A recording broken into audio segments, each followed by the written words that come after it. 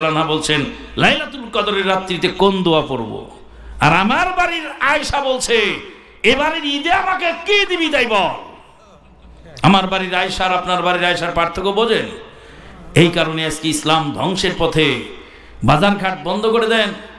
আজকে শুনলাম ডক্টর আসাদুল আল গালিব স্যার মহতারাম আমিরে জামাত, তার মেয়ে বলছে আমাদের যদি ঈদের কোনো কেনাকাটা লাগে তাহলে রমাদান আসার আগেই কিনে শেষ করে ফেলি, কারণ রমাদান মাসে যেন বাজারে গিয়ে ইবাদত নষ্ট না হয়, ঈমান যেন নষ্ট না হয়।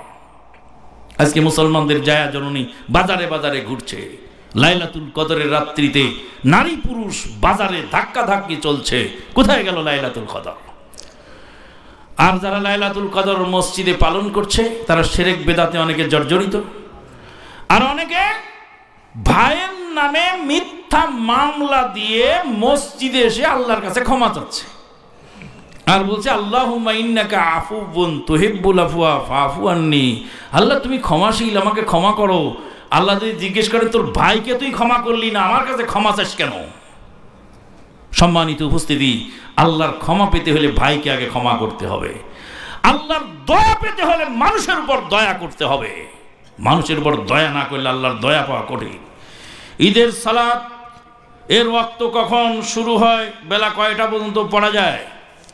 ঈদের সালাত যদি ঈদুল ফিতর হয় তাহলে এক বল্লম, বল্লম বোঝেন তো, ফালা সরকি, ফালা সরকি আসলে যেরকম মারে সুরে, ওটা একজন মানুষের চেয়ে একটু বেশি 5 হাত বা 4 হাত 5 হাত পরিমাণ হয়।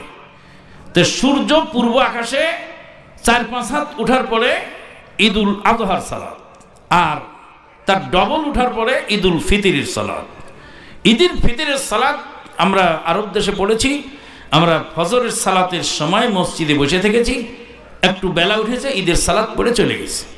এখন আমার দেশে কি ঈদের সালাত 8টায় হয়, 9টায় হয়, ডাকে আসেন আসেন আসেন, আর মাত্র 10 মিনিট বাকি আছে। ওয়ালা আজানা ওয়ালা ইকামাতা, আজানও হবে না, ইকামতও হবে না, কাউকে ডাকাডাকিও করা যাবে না।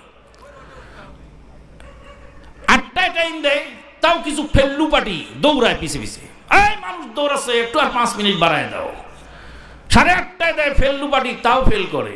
10টায় দেয়, তাও ফেল করে। আমাকে দায়িত্ব দিল এরা ফেল্লু পাটি ফেল করে। আমি বললাম 7টায় ঈদের সালাত হবে, আমার বাপও যদি 1 মিনিট দেরি করে আসে, বাপের জন্য 1 মিনিট ছাড় দেব না, আমি ঘোষণা দিয়ে দাও। ঘোষণা হলো ঈদের সালাত 7টায়, মসজিদ মুসল্লি কানায় কানায় পড়ে গেল, ঈদগায় পূর্ণ হলো।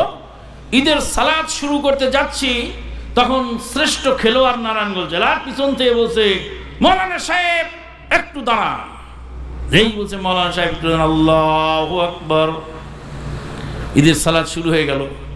কিছু মাতবর শ্রেণীর লোক, তারা সালাত পায়নি, হেঁচে পিছনে মদিনা থেকে পড়ে এসেছে বড় মৌলবী, বড় মৌলবী তাড়াতাড়ি নামাজ পড়ায় ফেললো, একটু থামলো না, 5টা মিনিট সময় দিলে লোকগুলি নামাজ পেয়ে যেত।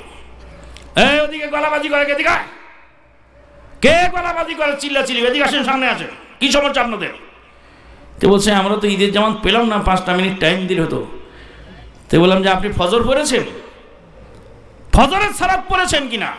ফজরের সালাত ফরজ, আর ঈদের সালাত হলো সুন্নতে মুআক্কাদা। মাযহাবের ফতোয়া অনুযায়ী ওয়াজিব, আর কোরআন হাদিসের অনুযায়ী সুন্নতে মুআক্কাদা।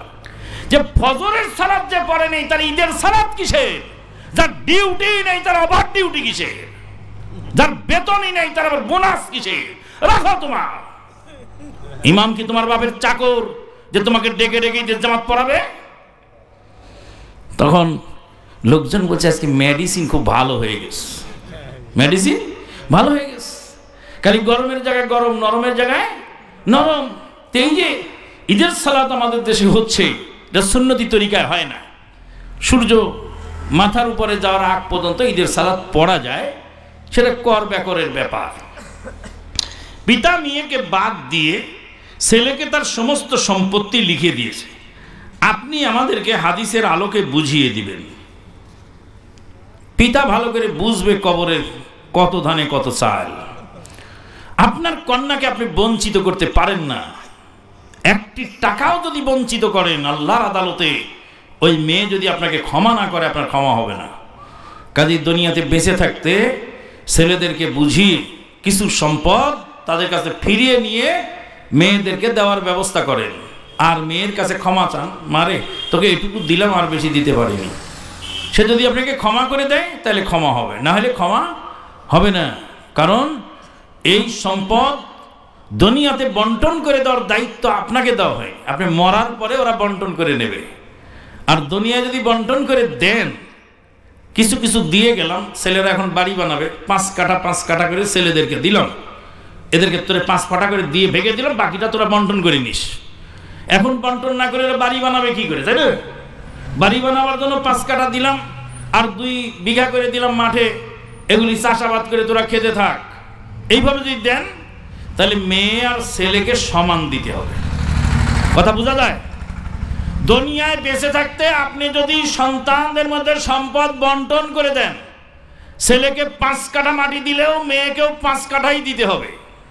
এখানে আপনি কম বেশ করতে পারবেন না। আল্লাহর নবী বলছেন, তোমার সন্তানের মধ্যে ইনসাফ কায়েম করো, তোমার সন্তান একজনকে যতটুকু দিলে বাকি জনকে ততটুকু সবাইকে দিতে হবে। শুধু একজনকে দিলে কাজ হবে না। একজন একটু বেশি দেখশন করে আর একজন দেখে না, ওকে একটু বঞ্চিত করে একে বেশি দিলেন, না, দেওয়া যাবে না। দেখশন করবে সে নেকির আশায়।